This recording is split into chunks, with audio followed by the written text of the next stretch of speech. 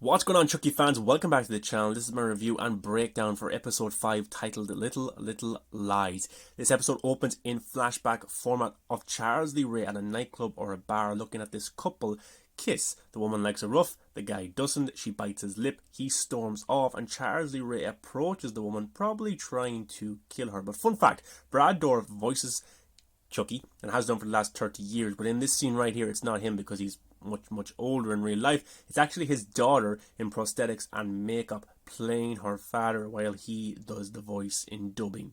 So that's awesome, really like that was pretty cool. But then back at the hospital, Caroline awakes and she wants to see Chucky, her doll. Her dad goes to get Chucky, but of course Chucky is burned from the fire and she is scared and does not want him anymore. Then her dad throws Chucky down the dumpster chute, and this was very funny because Chucky's in the dumpster and the needles are all over him, and he likes it because of the adrenaline rush or the drugs are making him high, and instead of getting out he just goes deeper and deeper in the garbage because it's making him feel good. So this is awesome, really love this. And the opening logo for this episode, the title logo, is hearts, real hearts and fake hearts. That's awesome. Then Lexi's asking her sister, where's Chucky? Because of course she knows he's a killer doll and they want to stop Chucky once and for all. And she doesn't want Chucky anymore. Caroline says, I don't want him. So her father explains that they threw him out, put him down the dumpster chute, and Lexi's mother is giving her such a hard time. She hates Lexi. Every time Lexi opens her mouth, her mother goes completely against her, which in a way you can agree with because she did kind of burn down their house and nearly kill their little girls. So yeah, but you've got Devon, Jake and Lexi are trying to find Chucky, so they go to the dumpster and there's no sign of Chucky whatsoever. They try and beat the trash with a broom and no luck. But Jake falls back and Devon catches him, so there's a sweet moment between those two. But back at school, their teacher is explaining to them that she's here for them because, of course, Oliver was killed or he died in the fire, and she's there for the kids in case they need to talk about anything. Detective Evans shows up. Of course, Devon's mother, she is very wary of Jake and the doll. She doesn't think the doll's alive or anything, but every time someone dies, the doll is there as well. The three come up with a plan, and then you have Junior, who feels left out and he tries to talk to them about Westworld because his friends, who used to be his friends, are now hanging around with Jake and he feels left out. Then in the hallway we get a sweet moment where Jake and Devon hold hands, foreshadowing those two characters getting together. And then back at Lexi's house, she's getting a tough time from her mother again and she is grounded. And then you have her two parents fighting on how to parent her because she's going through a lot. And Lexi's father is very likable because he's like, don't be so hard on her, she's going through a lot, we have to try and help her. But Lexi's mother is just kind of a bitch. She's just really mean. But Caroline gets a new good guy doll named Tommy, and Lexi freaks out because she thinks Chucky is inside this doll. She goes crazy, beating the doll, throws it around, takes a picture to show Jake and Devon that Chucky is back and he's in a new doll. So this was pretty funny right here because we knew as an audience that Chucky's not in this doll. This is a brand new doll and Lexi is going crazy at it. But back at the Wheelers' house, they're having dinner. Junior's father says that he was able to get him into the regionals or the state championships, whatever it is, for running, and Junior isn't impressed at this whatsoever. Jake's on his phone a lot through this dinner and he's told to shut it off a few times, but he won't because of course he's getting messages about Chucky. And Junior gets very annoyed because Lexi is texting Jake now, which is very weird. His girlfriend is texting Jake, and then the two of them kind of have a fight, and then Junior's dad just grabs Junior really hard, very much like Jake's father used to abuse him physically. So that could be foreshadowing him being the exact same way. Maybe Junior will kill his own dad, or his dad will get even more abusive. And as this episode goes on, we'll learn more things about Bree, which I think will lead to Junior's father being more abusive. And Jake can definitely spot the signs because he lived in an environment like that. But Caroline is playing with her new good guy doll, Tommy. Oh, that's pretty sweet. That's pretty cool to them hanging around, playing dress up or whatever. But then just casually looking through the window is Chucky with his burnt face, feeling very jealous. And this reminded me of Toy Story 3. What was that character's name? The Teddy that kind of got left behind, and the little girl got a new Teddy, and the Teddy was looking through the window, very sad, but that was funny. But then something funny happened. Caroline's father came in, and then the burnt Chucky doll was there while she was sleeping, and everyone thinks that Lexi did this to be, I don't know, weird or whatever, because she's lashing out. And then her father says, look, just don't worry about it, forget about it, and he puts him in the trash can. So Lexi calls Devin and Jake, saying, get over here right now, Chucky is here, this is our chance to kill him. So then they surround this garbage can, they take Chucky out, they put him in a bag, and they smash him on the ground. They think that they have beaten Chucky. That's simple. His body parts are all over the place. Jake kicks his head away, so they finally beat Chucky. No more deaths will happen anymore. But, you know, this is a Chucky TV series, and we know from Cult of Chucky that Chucky can put his soul into multiple good guy dolls, or even people if he wanted to. So there's a good chance that Chucky will return by the end of this episode, and if you've seen the episode, he does. But Devin and Jake finally kiss, so it looks like they will be a couple now. They like each other. And look, that's been coming the last few episodes. The two of them are gay, and the two of them are fond of each other. So yeah, you could probably call that a few episodes ago as well. Back to the flashback scene of Charles Lee Ray and this blonde woman. They want to get a little bit freaky, so they pick up this redhead at the bar and bring her back to a motel. Now, I don't know if their intentions was just to be rough, have rough sex, or it was actually to kill this woman. I'm not too sure on that, but we go back to the motel that they're in, or the hotel, and you have the redhead and the blonde head making out, having sex.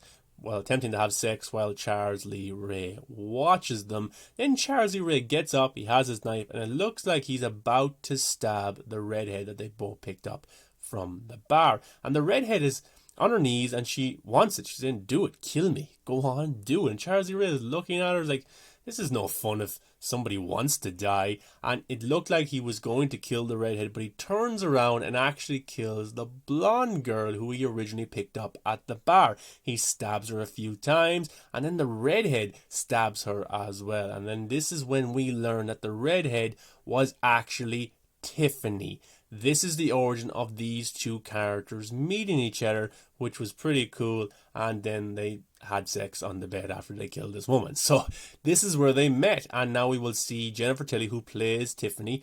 She's in this episode later on as well. She's been in a few of the movies. So this is awesome to see. She's been in Bride of Chucky, Seed of Chucky. So she's been a recurring character, and that's awesome to see. So this is their origin right now. And yeah, that was pretty cool. I liked it. It could have been a little bit better, but look, it was fine for what it was. Then Bree is at a meeting, or she's with her therapist, and she's actually not having an affair. We thought she was because she was very suspicious. She was late to meetings, but it turns out she has stage 4 cancer, and she doesn't know how to tell her family. So it looks like she's about to die very, very soon.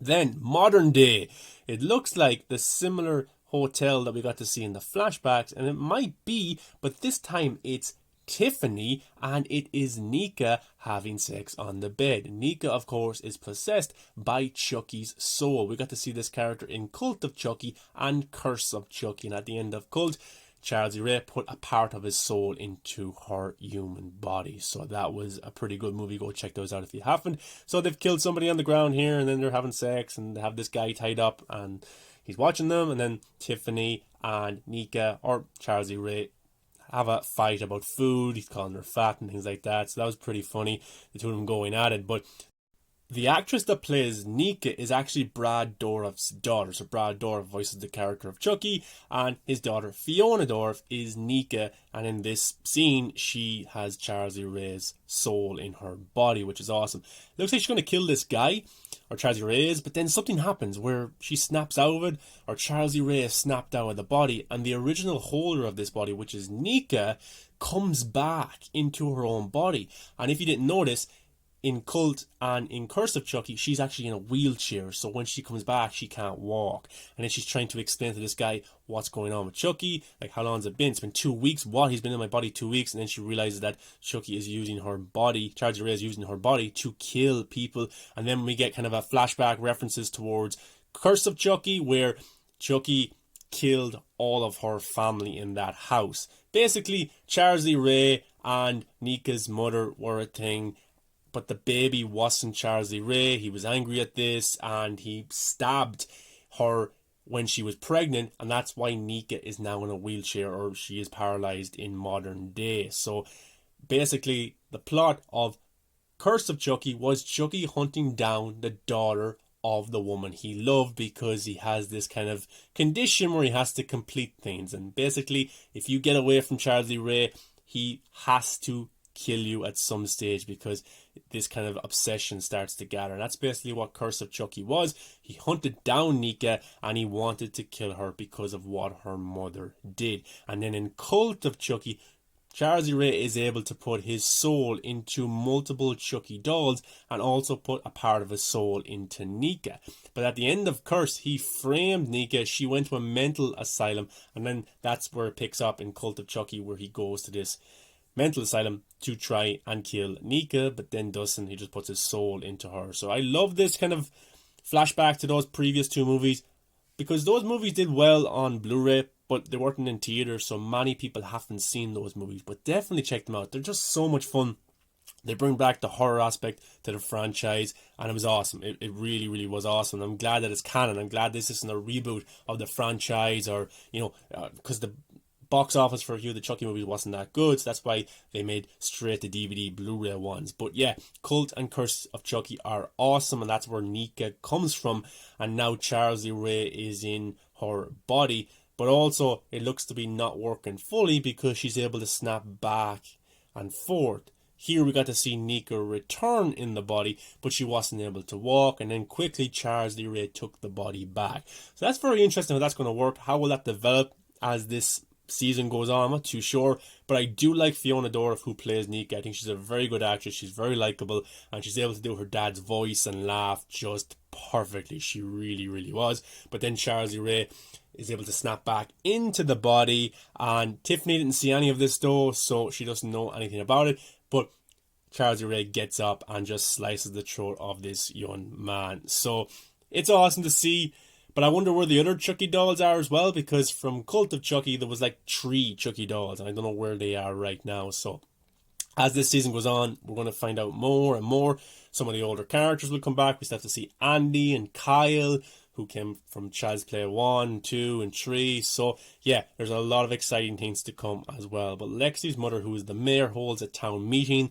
They talk about what's been happening and that she's behind the town. She's keeping the town safe. But the town is just really annoyed at her. They don't want to hear all this bullshit political nonsense from her whatsoever.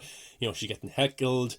And then you have Detective Evans, who is talking to the town, saying that there's a curfew and that she's doing everything she can to hunt down this killer of Hackensack. And then she sees her son Devin holding hands with Jake Wheeler in the crowd, and she's not impressed whatsoever. Not because he's gay, but probably because he's hanging around with Jake. And every time somebody dies, Jake Wheeler is at the location, or his doll is at the location. So that's going to be interesting how that develops, because remember, she basically told Devin not to hang around with Jake Wheeler, and Devin lied to her, saying, I don't hang around him, he's not even in my circle of friends. So, but the biggest reveal was when the principal was supposed to come out and talk, but it was the principal, but it was just her head. It wasn't even her entire body. Somebody, well, we all know who it was Chucky, threw her head from behind the curtain, and everybody was screaming.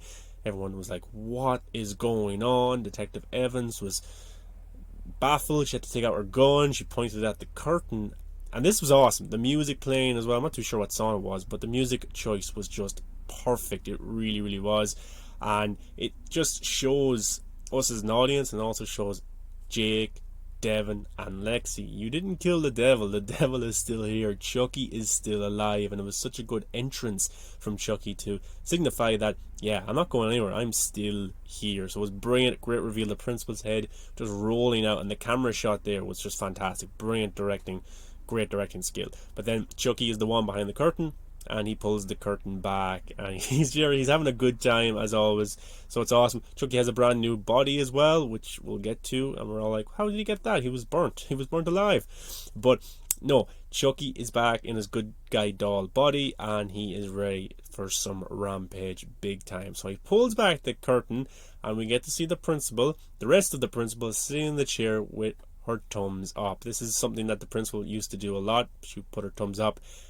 And Chucky puts her in that way as well, which is so messed up and it's so funny. And her head's gone and the spotlight is just on her sitting on the chair. So this is a perfect ending for the episode.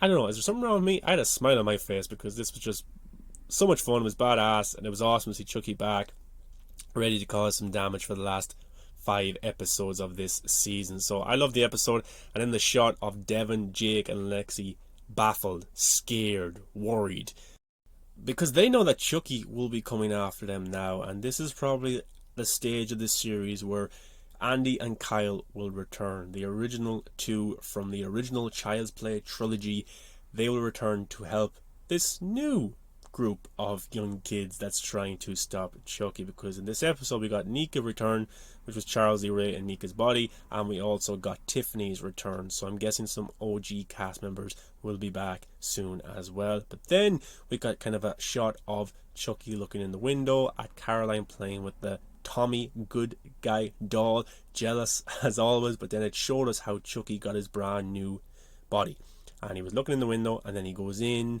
and he used the spell, or the whatever it is, it's a spell, used the spell on the good guy doll, which is Tommy, to put his soul into that doll, which was awesome. And then the burnt Chucky just falls because there's no soul inside that body anymore, and now he is beside Caroline where he wants to be. So I don't think he's going to kill Caroline, because if he wanted to, he would have just did it right there and then. He must like the affection that Caroline gives him. And then it's going to be interesting how Nika and Tiffany come into this as well. Will they try and find the other Chucky dolls? Because remember, there's 3 of them. Charles E. Ray put his soul into the other ones. Can he sense where the other ones are? I'm not too sure. I'm really not. But great ending to this episode. Awesome ending. Awesome episode. Like, this season's just been fantastic. As I said last week, there's been no filler whatsoever. It's just been story, kills. Chucky being hilarious, great twists, great turns, and now the OG characters are back. So this can only get better. I'm impressed by how modern this show feels because of the music choices, the color, the directing tricks from each director. Don Mancini, the creator of Chucky, his just idea of everything is canon, everything connects together. It's just fantastic. It's awesome. There's not many franchises you see like that. There's so many franchises out there that I love that were just rebooted into new things for cash grabs. But I love how Don Mancini, the creator of this show, is so passionate, and he's so intertwined with what the fans want, and he gives the fans what they want. But guys, what was your thoughts on this episode? Give it a thumbs up, subscribe to the channel for more breakdowns of episodes like The Walking Dead and like Chucky, and you don't miss it, and we can talk about it together. So guys, that was my review and breakdown for episode 5, Little Lies, of the Chucky TV series. Definitely check out this series, and if you haven't, check out the previous movies, because you will need to know the previous lore of Chucky to understand what's happening going forward. But to be honest, they did a good job in this episode of showing us Nika's backstory and where she came from Cult and Curse, because those 2 movies, which are brilliant, probably are lesser known compared to the other films, because the other films came out in theaters. The last 2 did not. They were on Blu-ray only. So definitely catch up with those ones if you haven't. But yeah, guys, I enjoyed this one. Love breaking down these episodes with you. And subscribe for more good content like this. All the latest movie news, reviews, trailer reactions, discussions, theories, all that good stuff I do on the channel here as much as I can. But make sure you follow me on all my social media accounts: Facebook, TikTok, Instagram, Twitter, at Movies That Matter. Guys, thanks for watching. Really appreciate it. And I'll see you for my breakdown for next week's episode. Have fun.